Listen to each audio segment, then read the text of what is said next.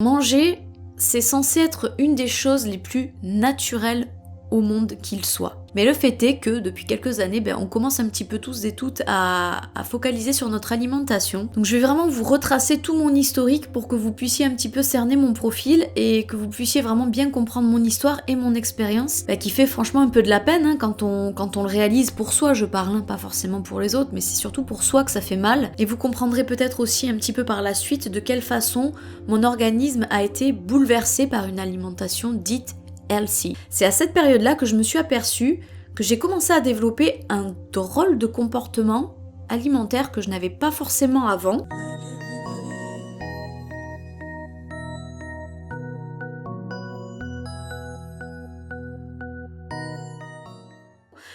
C'est-à-dire que je pensais déjà beaucoup plus à la nourriture. C'était genre tous les jours. Tous les jours, je pensais à la nourriture. Est-ce que c'est bien de manger ça avec ça ? Je me posais la question, si je mange une tranche de pain avec des pâtes, est-ce que ça va pas faire un conflit ? Ça va faire féculent sur féculent, c'est pas normal. Enfin, je réfléchissais vraiment de trop. Donc il y a eu ça qui a commencé à se mettre en place. Et ce que j'ai commencé à développer aussi, c'est que je commençais à me demander qu'est-ce que j'allais bien pouvoir manger alors que je sortais tout juste de table. J'étais déjà en train, mais genre en mangeant mes dernières fourchettes dans mon assiette, j'étais déjà en train de me dire qu'est-ce que je vais bien pouvoir manger juste après. Parce que le repas en soi que j'avais préparé était terminé, mais il fallait que je compense encore avec quelque chose. Et c'est dingue, mais tant que je n'avais pas mangé ma part de chocolat, qui parfois se transformait même en tablette entière de chocolat avalé, tant que je mangeais pas mon morceau de fromage ou que j'avais pas mon petit quelque chose un peu gras ou un peu sucré ou un peu salé, j'arrivais pas à m'arrêter. Et vous savez, ce sont des envies qui sont tellement fortes, des obsessions en fait, c'est-à-dire que l'envie est tellement forte qu'elle t'empêche complètement de te concentrer sur autre chose. Tu es harcelé par ton cerveau qui te dit « Allez, mange un truc, mange un gâteau, tape dans du saucisson, prends une tranche de jambon, enfin je sais pas, mange un truc que j'aime quoi !» Et il insiste, ton cerveau, jusqu'à ce que tu lui cèdes en fait. Alors c'est vrai qu'au départ, je faisais pas trop une fixette là-dessus, je me disais c'est le changement qui veut que... Mais ça a commencé à devenir préoccupant à partir du moment où c'était une habitude qui commençait à devenir un peu trop récurrente, un peu trop répétitive à mon goût. Puis surtout, c'est que au-delà du geste, au-delà de cette envie qui est persistante, qui te dit il faut que tu craques, il faut que tu manges un truc un peu calorique, un peu salé, un peu sucré, un peu gras, c'était la culpabilité que tu commençais à ressentir que tu ressentais pas avant en fait. À quel moment dans ma jeunesse, dans mon adolescence, j'ai regretté avoir mangé un truc entre les repas ou quelque chose de calorique. À quel moment ? Mais jamais de la vie en fait. Jamais, j'ai jamais regretté un truc pareil. Et là, je mangeais plus sain, franchement on peut dire, parce que même si de base j'avais une alimentation qu'on peut qualifier d'équilibrée, je mangeais vraiment beaucoup plus sain qu'à l'époque. Parce que j'écoutais un petit peu tout le monde, attention le gluten, attention ceci, attention cela, attention la viande aussi, je faisais gaffe à tout, et au final je me retrouvais avec une alimentation que je trouvais pauvre en fait, qui n'abîmait peut-être pas mon corps c'est sûr, mais qui me faisait profondément mal à moi et qui me développait des comportements mais inhabituels. À force de vouloir mettre l'alimentation un petit peu trop sous contrôle, à vouloir écouter ce que chacun a à dire, en fonction de chaque mode alimentaire, tu ne sais plus quoi faire, mais tu ne sais plus où tu en es. J'ai constaté franchement que j'avais complètement déboussolé mon corps, et c'est précisément à ce moment-là que j'ai commencé aussi à grossir forcément, à avoir de la cellulite, mais j'ai jamais eu un brin de cellulite de ma vie moi, j'ai jamais eu de cellulite. Franchement, jusqu'à il n'y a pas encore si longtemps que ça, je ne faisais pas de cellulite. J'ai commencé à en faire, non pas parce que je mangeais sain, tu vois, parce que c'est paradoxal en fait. C'est ça tout le truc, c'est que c'est hyper paradoxal, c'est que en fait tu manges sain, donc tu peux pas incriminer cette alimentation, parce que c'est pas cette alimentation qui va te faire avoir des troubles du comportement alimentaire ou qui va te faire grossir. Ce qui va te faire grossir en fait, c'est tous les manques que tu vas ressentir de par ce mode alimentaire. Parce que t'as peur du pain, parce que t'as peur des glucides, parce que tu commences à avoir peur du gluten, on te culpabilise dès que tu manges un produit animal. Enfin, tu vois, c'est vraiment un... Je sais rien. Je sais pas comment mieux l'expliquer que ça, c'est surtout du ressenti en fait. T'as l'impression d'être tombé dans un traquenard mais sans l'avoir vu venir en fait. Parce que quand je vous dis que j'ai tout essayé, mais je vous jure, je le jure que j'ai vraiment tout essayé. Pesquitarisme, végétarisme, végétalisme, crudivorisme, diète cétogène, je ne sais pas. Diète hyperprotéinée, je ne sais pas ce que j'ai pas essayé. J'ai essayé aussi les régimes sans gluten, les régimes sans lactose. J'ai essayé aussi de bannir le sucre, régime sans sucre. Je vous jure, j'ai absolument tâté le terrain un peu partout. Et on est sur une expérience qui dure depuis plusieurs années maintenant. Je vous ai dit que j'ai commencé en 2014, on va quasiment être en 2020. On peut considérer que ça fait quasiment 5 à 6 ans que je suis dans le bain et que j'essaye en fait de faire bien, un petit peu à droite, un petit peu à gauche. J'ai tout essayé, je vous le jure. Alors c'est vrai qu'il y a des personnes qui disent que ben non, des fois il faut vraiment s'accrocher, il faut vraiment plusieurs années. Il faut plus que 5 ou 6 ans en fait pour que notre corps s'habitue à un mode alimentaire. Mais non en fait. Je suis désolée, le corps doit pas s'habituer à la bouffe. C'est la bouffe qui doit s'adapter aux besoins du corps. Enfin, c'est ce que je pense maintenant avec le recul, et je sais que ce discours plaira pas à tout le monde, et c'est tant pis en fait, c'est juste tant pis, j'ai le droit de le dire encore aujourd'hui. Je suis pas si sûre que ça, même si certains vont le dire, je suis pas si sûre que ça qu'il y ait besoin que ça dure aussi longtemps pour que le corps s'accoutume à une nouvelle alimentation. Je sais pas, ça me paraît fou en fait. Ça me paraît fou, si c'est bien, si c'est bon pour toi, si c'est fait pour toi, surtout si c'est fait pour toi. Mais la nature est trop bien faite, le corps, n'importe quoi, on s'habitue à tout en fait. Va te faire mal quelque part, tu vas te refaire mal une seconde fois, bah, tu vas déjà être habitué, il n'y a pas besoin d'attendre des années et des années pour que tu t'habitues à quelque chose. Le corps, il est fait comme ça. Déjà, il encaisse le premier choc, en général, le deuxième est toujours un peu plus doux et ça vient toujours aussi rapidement.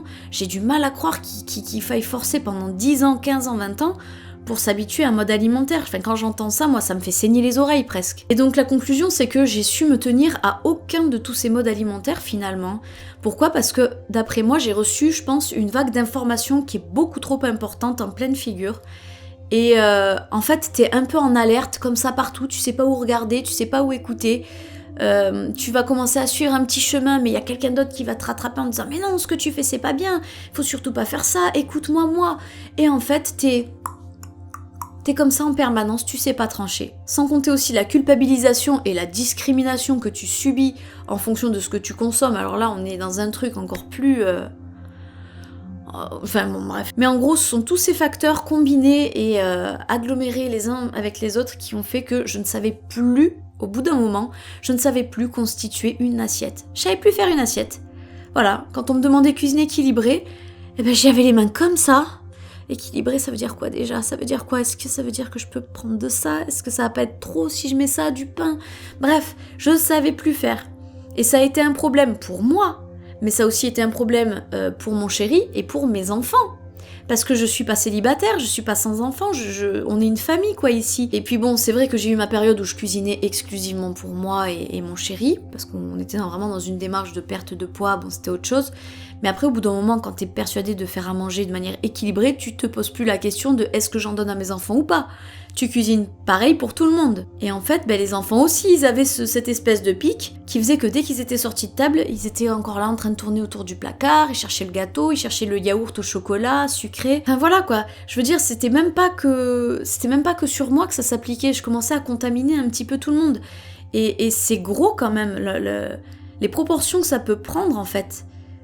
Alors qu'à la base, c'est quoi ? C'est juste, tu manges pour vivre. Tu vis pas pour manger, tu manges pour vivre. Franchement, quand j'essaye vraiment d'aller au bout de ma réflexion, je vais employer des mots très forts, mais j'ai limite l'impression d'avoir subi comme un lavage de cerveau. Comme si on m'avait mâché le cerveau sur toutes les habitudes que j'ai eues depuis enfant. Un reconditionnement qui ne me ressemble pas et qui est uniquement fait pour convenir à cette nouvelle société qui est dirigée par je ne sais qui, je ne sais quoi, je ne sais comment. Et il y avait plus de place pour mes habitudes. Voilà. Puis je comprends pas non plus pourquoi est-ce que ça préoccupe tant les autres, pourquoi est-ce qu'ils se donnent autant de mal et pourquoi est-ce qu'ils ont autant de soucis de pas te voir manger comme ils aimeraient te voir manger. Voilà, je me dis, est-ce que c'est moi qui ai un trouble ? de pas faire comme ils me disent, ou est-ce que c'est pas eux plutôt qui ont un trouble d'attendre de moi quelque chose que je ne leur donne pas, mais on se connaît pas, on n'est ni amis ni quoi, enfin, qu'est-ce que ça va leur foutre que je vive jusqu'à 100 ans ou que je vive jusqu'à 50 ans? Qu'est-ce que ça va leur faire, en fait? D'autant plus que j'aimerais souligner quelque chose, c'est que, voilà, je prends en référence ma grand-mère, par exemple, qui aujourd'hui a 86 ans, qui va faire 87 ans au mois de décembre, et qui a toujours adopté la même alimentation depuis des années, depuis toujours. Là, forcément, elle a sa petite retraite, son petit budget, elle achète pas des produits bio, elle achète pas des produits de grande qualité, elle boit l'eau du robinet, et elle en arrive quand même aujourd'hui à 87 ans quasiment. On touche du bois très fort pour m'aimer, mais elle a pas une seule maladie. Je la vois tous les jours faire son ménage, tous les jours elle prend son chariot, elle descend, elle va faire ses courses au supermarché, elle remonte la côte. Et laissez-moi vous dire qu'elle est dure à monter la côte. Enfin, elle a pas du tout l'apparence, ni même le dynamisme d'une femme de 87 ans, quoi. Et quand je regarde sa fratrie, mon oncle qui a plus de 80 ans lui aussi, qu'est-ce qu'il fait? Il est dynamique. Si tu lui demandes de courir, il court. Il prend son vélo et il fait des balades à vélo comme ça, il va dans les garrigues, enfin il fait vraiment des promenades à vélo. J'ai ma tante aussi, pareil, du même âge, 80 ans passés. Elle aussi, elle marche. Quand elle marche pas, elle fait une demi-heure de vélo à la maison. En termes d'alimentation, c'est pareil. Ils viennent de la même famille, c'est le même noyau, ils ont les mêmes habitudes. Écoutez, moi, j'ai plus le projet d'arriver centenaire ou 150 ans ou quoi que ce soit. Franchement, si j'arrive ne serait-ce qu'à 80 ans, rien qu'à leur âge, mais que j'y arrive en bonne santé, comme c'est leur cas, écoutez, oui, je veux continuer à manger comme eux, en fait. Je veux pas avoir la prétention de vouloir vivre beaucoup plus.